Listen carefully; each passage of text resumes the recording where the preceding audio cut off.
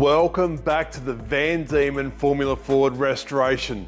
On the previous episode, we tried to start this car for the first time and it didn't happen. It didn't start. We had all sorts of issues and no doubt you guys want to know what happened.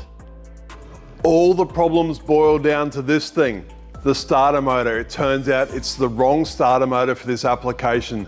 The starter motor that was ordered was the correct one, but what was supplied in the box was actually the incorrect unit.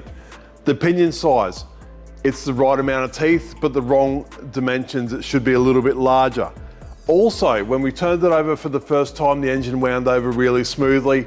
Everything worked really nicely, but while it was turning over that first time, or when we hit the button to start it, the bush has fallen out of the front of this thing. It's come out, it's jammed in there, and then when we've hit the button the second time to start it, the pinion's not quite engaged all the way into the flywheel and has caused all sorts of dramas. The bush has been missing, so that pinion shaft was allowed to flop around. The pinion came out of mesh, as you can probably hear in that video, and it's not only damaged the ring gear on the flywheel, but it's also cracked the bell housing.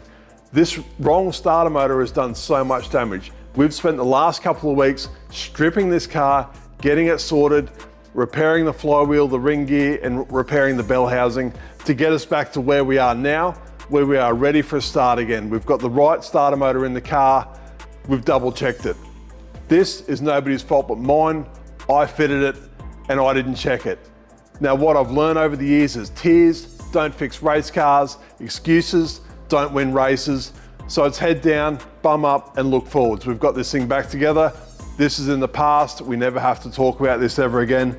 But now we're at that stage where hopefully this thing's right to turn over and hopefully it will actually start for the first time. All of those final checks we made in the last video have been redone because we've had the gearbox off, we've had to drain the engine oil and disconnect just about everything that we'd already connected. But everybody here is hooked in, put in a massive effort, and yes, it's a couple of weeks that it's cost us, and had we not had that setback, the customer could have been driving around in his car already, but it's where we're at. So everything's finally checked, everything's full. The engine has got oil in it and it's primed as it was from the last video, so we don't need to redo that. Simply now just gonna turn the ignition on, hit the button and see what happens. No doubt there was some fuel in the engine from where we tried to start it last time, but in those couple of weeks, that fuel should have evaporated and the engine should be clean. Ignition timing is exactly where we set it when we put the engine together. We haven't adjusted anything or loosened anything. All we can do now is hit the starter button. Fingers crossed this thing fires up sweet, and then we can get on with running this engine in and making sure it's got no leaks, making sure it makes all the right sounds, make sure it's got oil pressure and all the sort of standard stuff you do when you fire an engine up for the first time. So now all we have to do is remove the dust cover from the carby. We don't need that anymore. Master key's on, ignition is on, grab the throttle, hit the starter button, and let's see what happens.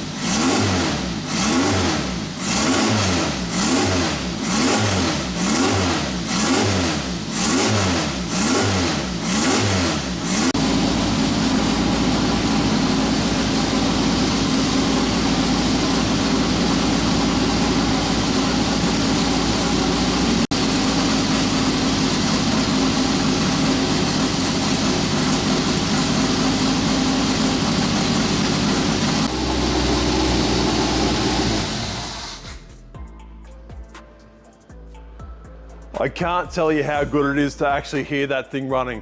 A little bit smoky, it's got probably a little bit of old oil or whatever in the muffler. It's just burning that out, but it sounds crisp, oil pressure's mint, it's very, very responsive. No leaks, it's doing everything it's supposed to do. So thank God, that's such a relief.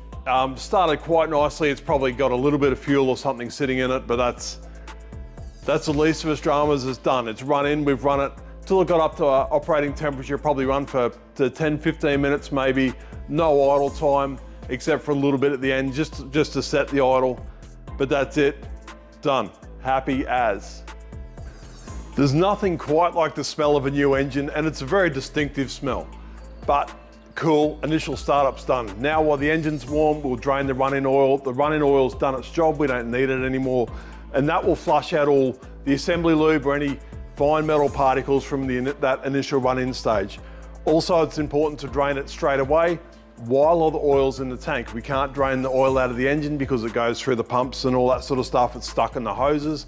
So if we can drain everything while it's in the tank and warm, it makes our life a whole lot easier. I haven't set the ignition timing. I'll do that next time. It's close enough to get it started and running, so we'll leave that alone. The other thing we have to do is set the valve adjustment. Because the valves would have seated in, all the valves are new, the seats are new, so they would have bedded in somewhat, as well as the lifter to the camshaft would have settled. So we need to check those, make sure we've got nothing wrong there. Should we have a big gap or a small gap, we can assume that something's gone bad in there and is either worn heaps or the valve sunk back into the head. So that's some stuff we have to do now while it's warm. Draining the oil out of the dry sump tank's really easy. All I need is a clean container and a spanner for the hose on the bottom there. Clean container, that way we can't argue that the container was dirty. When we drop that oil and a bunch of parts come out of it, we know that this is clean, and whatever actually comes out of that dry sump tank has been suspended in the engine oil when we drained it.